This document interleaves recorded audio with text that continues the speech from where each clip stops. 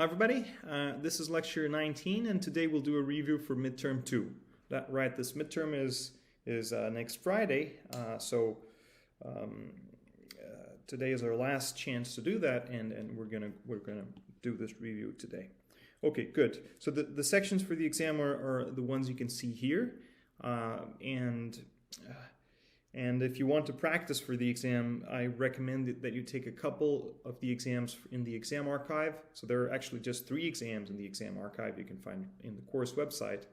And you just work through a couple or maybe all 3 to practice. I think if you do that, in addition to, if you do that and you find that you're able to do those problems, I think you should be the same. You should be able to do the problems. There will be at a similar level of difficulty on the exam for our class. So you should be fine doing our exam too. And if you want to review, just read the notes, review the videos, all that stuff.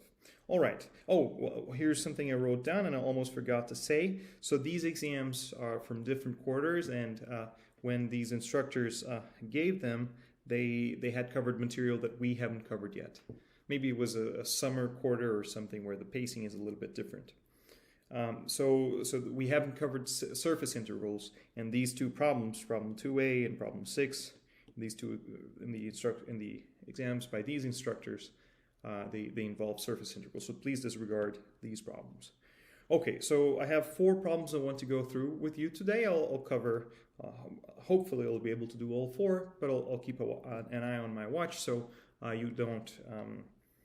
I don't spend all of your patience. Okay, so the timer is I'm timing myself now. Let's do this. So the first problem is about a particle in the surface. So the particle is confined to the surface with this equation, to the surface with the equation z equals x squared plus sine y minus xy squared. Right, so if I know the x and y, if I know the x and y coordinates, the position, the x and y coordinates of the position of the particle, then I also know the z coordinate of the particle. Right, it's constrained. It has to move on this surface. So if I know x and y, z for that particle is fixed. Okay, good. So I know our particle lives here, and I know that the position, let me just write it down. So the position at time t, so r of t is position at time t, is going to be some, 3 functions of t. So the coordinates of the position of t, I'm going to write them. The coordinates of the at time t, I'm going to call them x, y, and z of t. So that's for our particle, and we know. So we have incomplete knowledge about the speed and the velocity of this particle. So we know that the at time 1. So we know that the position, we know the x and y coordinates at time 1, and those are 2, 0. And we know, the first and second components of the velocity at time 1 at that same time, and that's 3 minus 5. Right, but here's what we don't know. We don't know, so here, this thing is not giving me z at time 1, and it's not giving me z prime at time 1. So our job is to find z prime at time 1. Okay, so let's think about this. So I guess when I was describing the problem, I kind of gave you the answer. So we want, let me just say this. So we want z prime at 1. Okay, so when I was describing the problem, I think I gave you the answer for what's the z coordinate at time 1, right? You just use this equation. You just say that, the particle lives on this surface, so this means this equation is always satisfied by x of t, y of t, z of t. Right? And if I know x and y of 1, then z of 1 is then z of 1 is, I mean, So the problem is asking about z prime, but we could definitely find z of 1 just by plugging in 2, 0 in here, right? You'd get 4 plus sine of 0 minus 2 times 0, so that's just 4. So at time 1, z is 0. At time 1, z is 4 from the equation. Now, the question is, can we find z prime at 1 using this equation? Well, the answer is yes, but how can we find z prime at 1 using this equation? And the trick is this. So we know that the particle lives on this surface. So this equation is always true on the surface. So z of t, so we know that z of t is, how about this? I'll call this is a function of x and y. Is this function of x of t and y of t. Right, and I want to know dz dt, dz dt at 1, right? And here's how so we can find this using the chain rule. As soon as I write this down and put an equal sign and there's an f, I just want to write the chain rule. So let's just, evaluate df dx, then multiply by dx dt, and add df dy multiplied by dy dt. Good, but we still have to put in the correct points. So the argument for the derivatives of x and y are just, we want the answer at time 1, and then we want to know, so here, so the x and y partials of f are functions so these are functions of two inputs, are functions of x and y. So at time 1, so I need to put as these inputs the point. I need to put 2, 0, right? So the position, the values of x and y when t is 1, and so those are 2 and 0. Okay, so let me do something here. Let me just give myself a little bit of room to avoid changing the page. Okay, so what's the, let me compute the partials on this side. So df dx, df dx is 2x plus 0 plus, sine of y is 0. That doesn't involve x, so there is no x partial, minus x times y squared. The x partial is y squared. df dy is, if I take the y partial, I get cosine y minus 2xy. Okay, so now let's evaluate these partials at the point 2, 0. So at 2, 0, the first one, if x is 2, I get 4, x is 2 and y is 0, I get 4 plus 0, that's 4. So it's 4 times dx dt, that's, so dx dt is x prime at time 1, that's 3, so 4 times 3, plus df dy at 2, 0, so df dy, so if x is 0, then this term sorry, if y is 0, then x times y is 0, so I can ignore the second term. The first term is just cosine of y, cosine of 0, that's 1. So the y partial is 1 times, and then dy dt is minus 5 at the point of interest. So here we have 12 minus 5, so the final answer is d dt is equal to 7.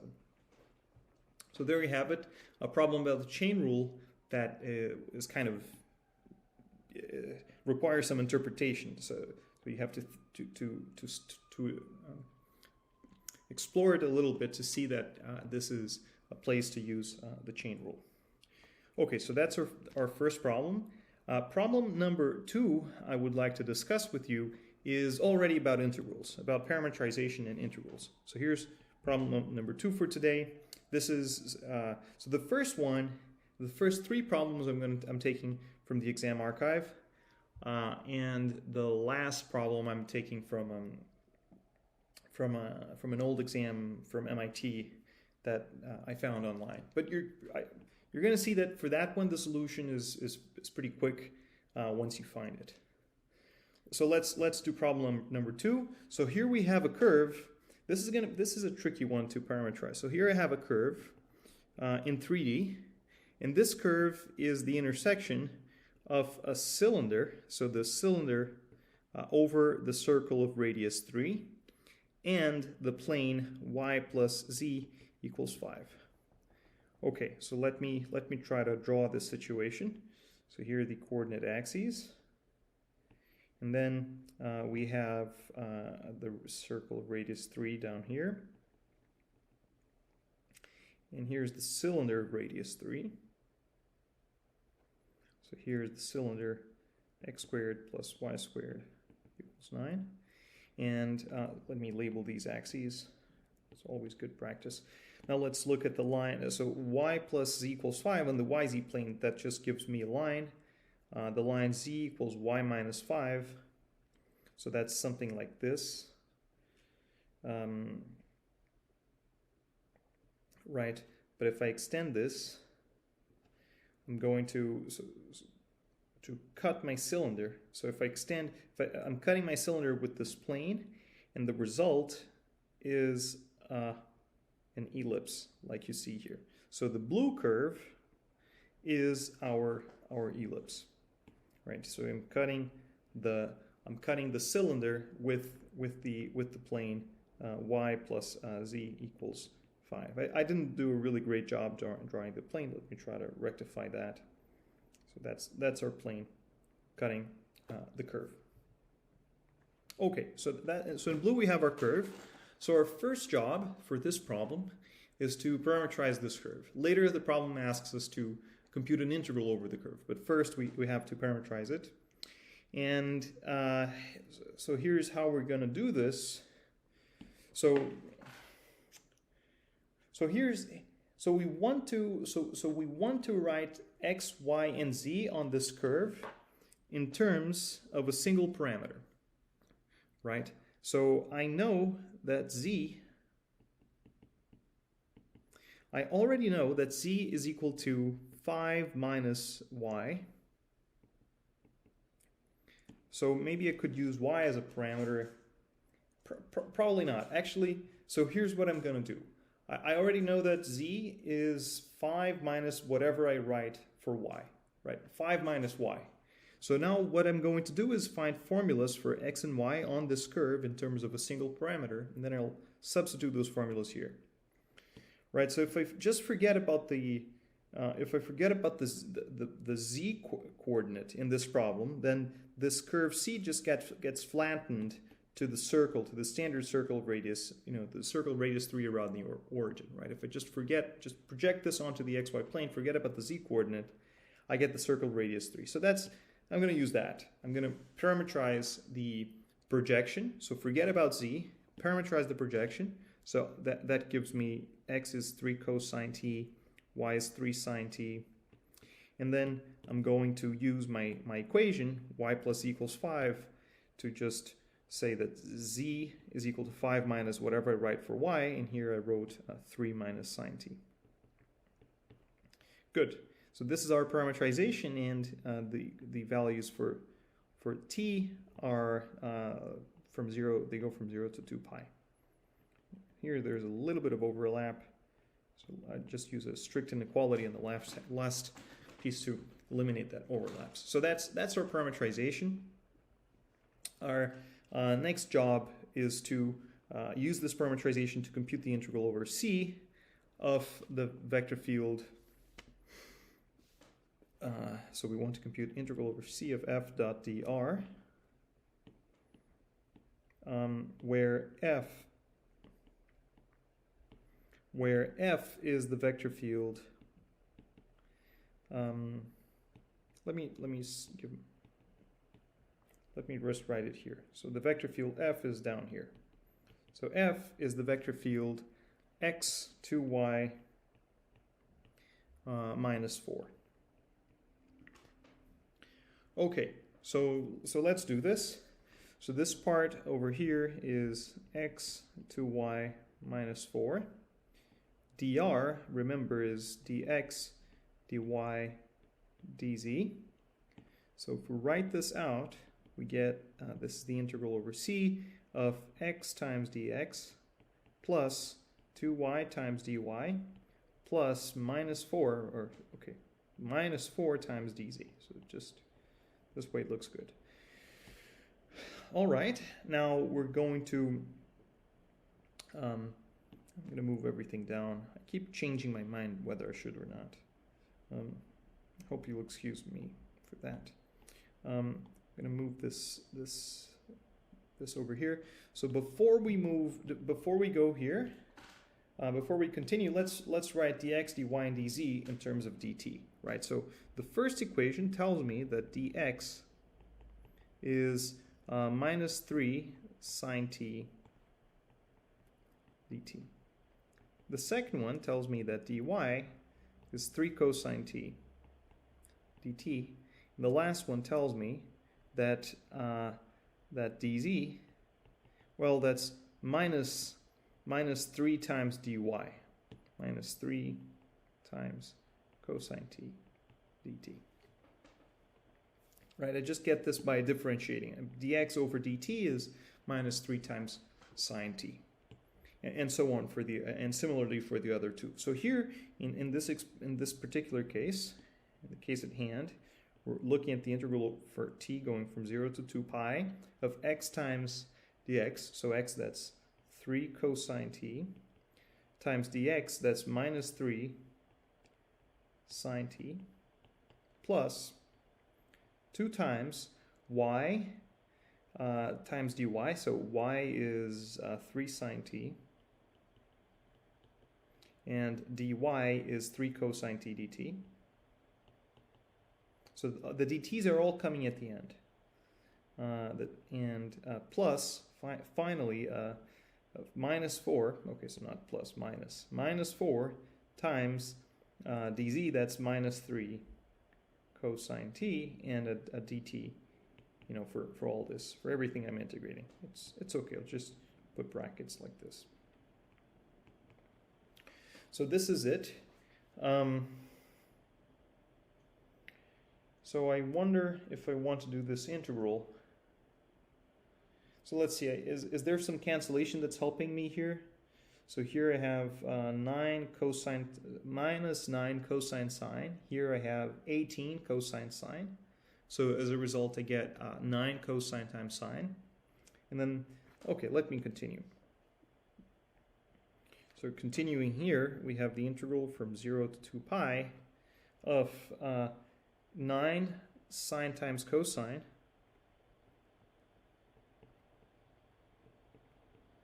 and then minus, or actually plus, cosine t. Okay, so actually, so this part over here integrates to 0. The integral, well, I can do it, but so this is 9 times.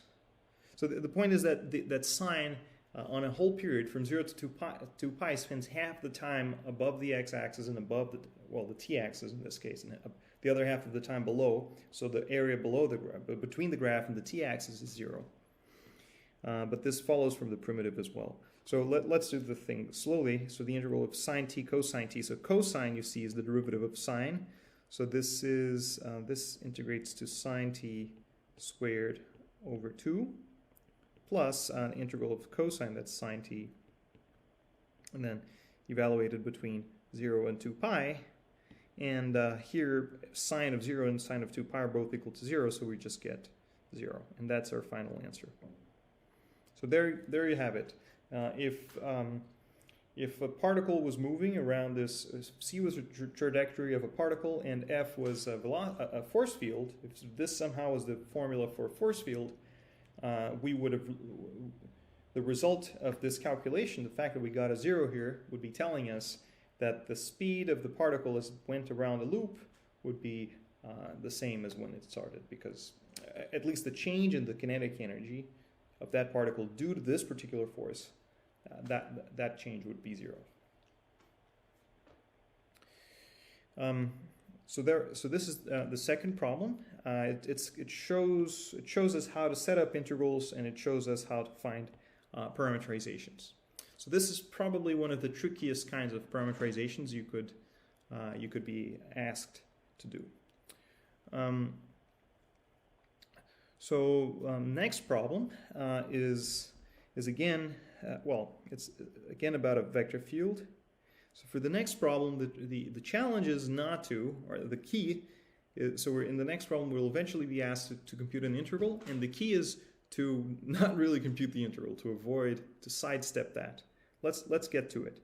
So for problem 3, we have we have this vector field. So e to the minus 2y, z cubed minus 2x e to the minus 2y. And the last component is 3 times y plus 1 times z squared. And our job is to so just a moment. Can I fit everything in a single line? Yes, I can. So we have this vector field, and we're told this vector field is conservative. So if we, I actually, before I started recording this lecture, I checked it myself. I checked that the curl, so here's a note for you, the curl of this vector field is 0. And the vector field, because this vector field is, so if we compute the curl of this vector field, then we're going to get 0. So this tells me that because this vector field is defined, so these components, these functions make sense for all x, y, and z, positive, negative, or 0, or all possible points in 3D space. Because of that, and the curl being 0, this guarantees that it is the gradient of some function. So our job in this problem is to find a function f of 3 variables such that the gradient of f is this vector field. Okay, so let's do this. So I'm going to, I don't need that crutch. I was going to label the components P, Q, and R, but that's not really necessary in this case. So let's work with what we've got, right? So we know 3 things. So we know, this is an inequality between the two vector fields, the gradient of this mystery function and f, so this and the vector field f, right? This is telling me that the 3 components of the 2 vector fields are the same. So the first component of the gradient is the x partial, so that's got to be e to the minus 2y. The second component is the y partial, that's got to be the second component here. That's z cubed minus 2x e to the minus 2y. And the third component of this vector field is the third component of f. Sorry, the third component of the gradient is the third component of f. That's 3 times y plus 1 z squared. So we have these 3 equations. Let's use these 3 equations to find the function little f. We'll be able, so this equation here with the gradient determines little f up to a constant, almost completely. The only ambiguity is that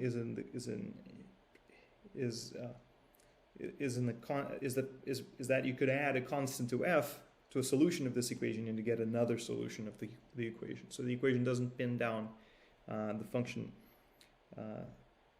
precisely, but up to a constant we can find the function. So let's do it. So let's start using equation number 1. I'm going to follow the process I explained a few lectures ago. So equations. So in 1D we know if we differentiate, we can undo differentiation by integration. So here's what I'm going to do. I'm going to fix y and z to make this a 1D problem and integrate both sides of the equation. That'll tell me that f, I will leave the input to your imagination. So by integrating both sides with respect to dx, and this is something I can do if I fix y and z, I'm going to get that f sub x is the x partial, is the integral of e to the minus 2y with respect to x. So that's x times e to the minus 2y, because as far as x is concerned, e to the minus 2y as a constant. And then I'm going to add here a constant of function, well, not really, it's constant if y and z are fixed, but the constant you get could depend on the y and z you fixed. Okay, so this tells me how f changes with respect to x, but it's still unclear what happens when, what's the dependency on y and z. So to understand this last term, I'm going to use the second equation. To use the second equation, I have to differentiate with respect to y. So that's d dy. So I'm going to use d dy of what we just found here. That'll tell me that the y partial of f is x times. Okay, so it's the y partial of the first term. That's x times minus 2 times xy times e to the minus 2y plus the y partial of c. I'll just leave it as dc dy. Okay. Hope you forgive the fact that I'm using two different notations for the y partial here. But it's better to continue the calculus. It's not worth going back. All right. Now I took this y partial to use equation 2. Let me now use that equation. Just stick to black. So use that equation.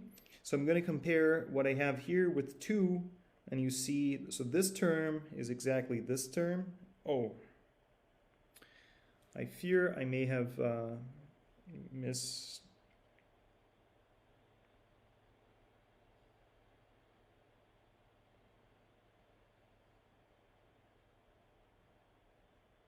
Oh, I took a okay. So now you see something that could happen in your exam, and that's how it's okay if we have to backtrack. So I made a mistake computing this integral over here, this derivative over here, right? When I differentiate e to the 2y, the answer is e to the 2y times the derivative of what's inside. The derivative of minus 2y is minus 2. So I dropped a y where I shouldn't have dropped that y. Okay, now we're good. So I knew that I had to be able to match these two functions, right? The two right-hand sides, and I wasn't able to, so I realized that I had made a mistake differentiating. So I knew that they were gonna match because I had checked before giving the lecture that the curl is 0. Okay, so they do match, and now you see that so comparing the two equations, we see that the y partial of c is equal to z cubed.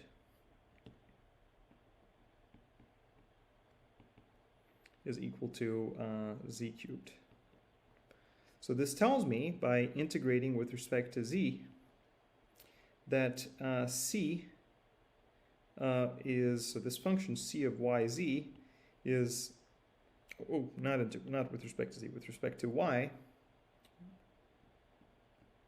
that c of yz is just y times z cubed plus a constant d that can depend only on z. Right, to go from here to here, all I wanted was to integrate with respect to y, but this left hand side depends on y and z, right? So before I do that, before I'm able to integrate, I have to fix z. So I did that, and then when I got my constant, I have to realize that the constant could depend on z. So we're in this situation now. So the last thing I'm going to do is to differentiate. So go back to put. So I'm going to put this and this together and differentiate with respect to z to use equation number 3. So now we differentiate with respect to z.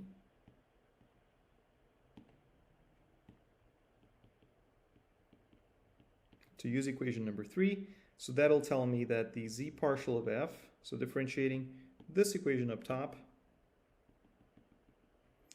the z partial of f is the same as the z partial of c, but the z partial of c, you can see, is 3 times y times z squared plus d prime of z. Right, so I am using two things here. So I'm using, so the equation, so this equation gives me this equality, and then this equation gives me this equality. Okay. Now let's use equation number let's use equation number 3. So equation number 3 in this case, if I compare the two equations, is, so here I have 3 times x squared times y plus 3 times z squared. So equation number 2 just tells me, here, so I have the common term. So if I look at the difference between these two things, that's d prime, the difference here is just 3z squared. So d prime of z is 3z squared. So this tells me that z is equal, that d, this function, d of z, is z cubed plus a constant, and this time it's a real constant.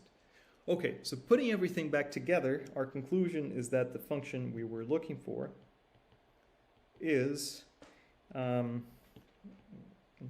mind the parameters, I want to fit it in a single line, is, so first looking up here, I get x times e to the minus 2y plus c of yz. C of yz is y squared, y times z cubed, I mean, plus d of z. D of z is z cubed plus e. So that's the answer for this part of the problem. So that's the function whose, so these are all functions whose gradients are my given vector field. All right, so the second part of the problem asks us to do an integral. So it tells us, it gives us a curve. So it gives us a parametrization of the curve. So let's say we have our curve C with parametrization R in terms of t is, so the x coordinate is 1 minus t squared. The y coordinate is sine of pi t squared. And the last is root of 3 t squared minus 1. Okay. And t for this curve ranges between 0 and 1 for this parametrized curve. So the curve is already given to us parametrized, right? So this is x in terms of t, this is y in terms of t on this curve, and this is z in terms of t on this curve. So our job is to compute the integral over c of f times dr. Okay, so how are we going to do this? Well, so one thing we could try is to just set this up. So f, remember, is this vector field over here. So it depends on x, y, and z. I could simply write everything in terms of t, and then dr. The dr in the integral is dx, dy, and dz. That's, I can write every one. So using these components, I can write them in terms of dt. So as we did in the previous problem, work out the dot product and integrate. Hope we can integrate with respect to t. But of course, the roots and the sine, the things are sine of t squared. They're not looking too promising. So here's the good way. So never mind that. Here's the right way to do this. Well, we observe that the whole point of the previous part of the problem is that the vector field we're integrating is the gradient of a function. And so the fundamental theorem of calculus, so FTC for line integrals, tells us that the integral of the gradient is, the gradient is a kind of derivative which cancels the integral. Morally. And so what we get, so the result of this integral is our f at the endpoint, that's f at the endpoint, that's when t is equal to 1, minus f at the starting point of the curve. Right, and I should note that a curve with a parametrization has an orientation.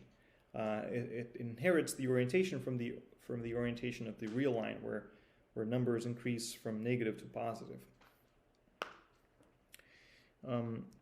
So there you have it. Now we know what f is. F is written down here. Let me copy that. So we know what f is. And maybe we'll, I guess, yeah, if I need more room, I can always move stuff around. So we need to know r of 1. So what's r of 1? R of 1 is the point. So if t is 1, then x is 1 minus 1 squared, that's 0. Y is sine of pi, that's 0.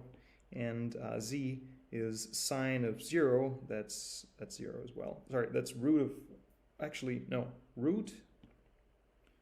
So if t is 1, then z is root of 3 minus 1, that's root 2. And r of 0 is, so r of 0 is x, y, and z. So when t is 0, x is 1. Y is sine of 0, that's 1. And z is root of, interesting, root of negative 1. I'm not, oh, now I realize I looked at the problem statement again. I mean, so if we had so there was a problem when I copied the statement. I should have had a +1 over there, and so the endpoint when t is 0 is root of the 0 plus 1. That's root of 1, which is equal to 1. So if the problem had a minus sign over there, then so it would have been, so all this discussion we're having, so it only makes sense when so it's all taking place in real 3D space. So the person who poses the problem and gives you something that becomes, you know, a square root with a negative argument would have to, it would be on them to explain what they mean. To explain more about the problem when you have a negative sign, exactly what they want you to compute. Because so as it was, this problem was not well defined. Okay, so now let's see what is f at r of 1. F at r of 1, so x and y are both 0. So the first term is 0, second term is 0, third term is z cubed, that's 2 to the 3 halves, or I should say 2 times root 2 plus e. And f at r of 0, that's, so x is 1, y is 0. So I get, right, x is 1 and y is 0. So this is telling me that I get 1 times e to the 0, that's 1. Let me leave it like that because it's easier to see. Then 0 times z cubed, that's 0, plus z cubed, in this case that's 1 cubed, that's 1, plus e. So when I subtract these, that's the answer of the integral. When I subtract these two, I get root 2. So that you see that immediately the e cancels, right? When we apply the theorem, it doesn't matter which primitive we're using. And you can see why. I mean, you can see this in practice, right? You see that in this subtraction, the two e's will cancel. So f at r of 1 will just give me a 2 root 2 minus e to the 0 plus 1. That's minus 2. So that's a simple enough form for our answer. So there you have it. The last thing I'd like to show you today is a problem involving Green's theorem. So this is the fourth problem for today. So the first part of the problem is it gives you it tells you. So the problem tells you we have a curve C with a counterclockwise orientation, and R is the region inside C. And our first job is to express this line integral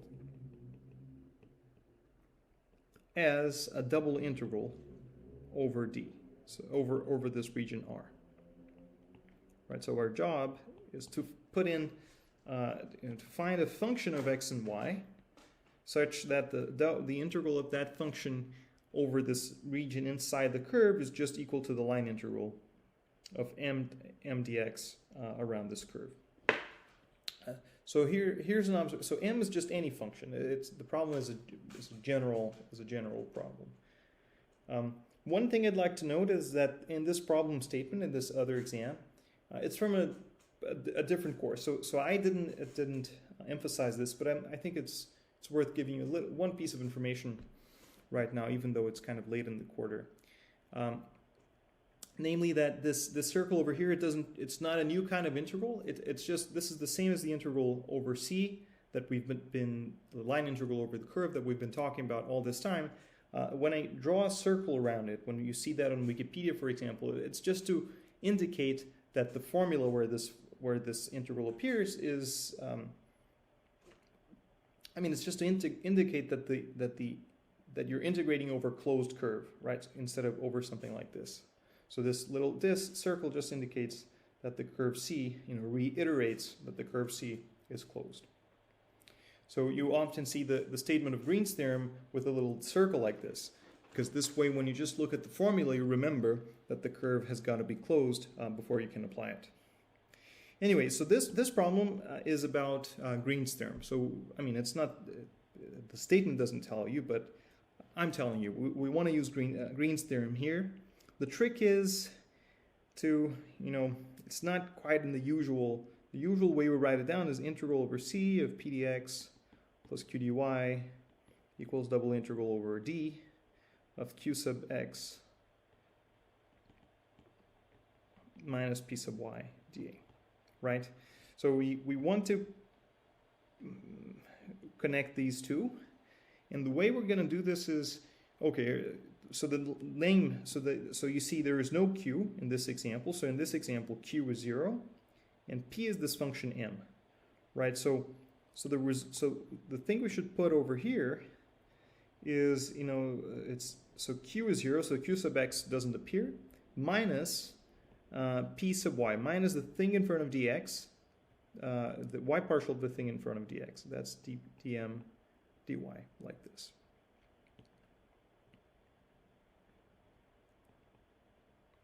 So this problem is a little bit tricky because so it's useful to have a convention like always call the first one p and always call the second one q, but you should not. So this problem is kind of checking whether the student is addicted to the convention, right? So there's nothing that, the first component could very well be p. The thing in front of, when I mean first component, I mean the thing in front of dx could be called m, and the thing in front of dy could be called q.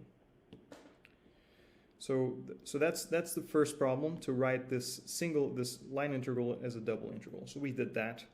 So the second problem is to find m. So our second problem is find m so that the mass of this region R is equal to this line integral, right? And it always also tells me that the density at a point x comma y is x plus y squared. So this is the amount of mass per unit area. So this is the density.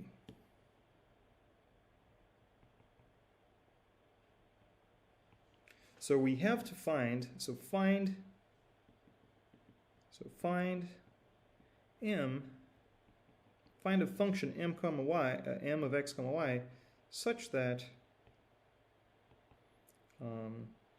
this holds,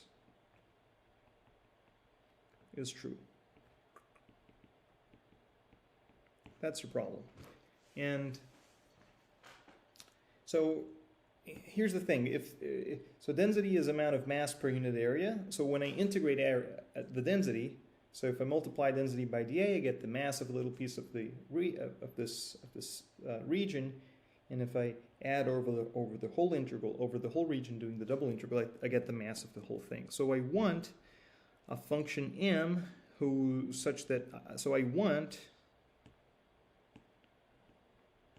here's the thing, we want that minus dm dy be x plus y squared.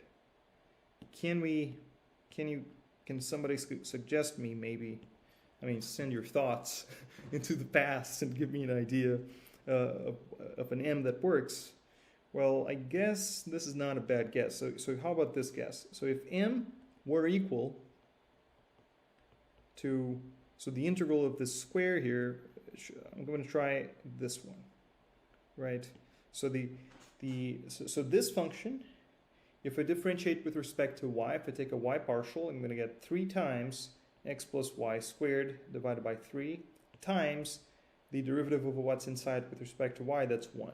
So that's almost what we want. There's a minus here, so let me put a minus, and that will give me the desired function.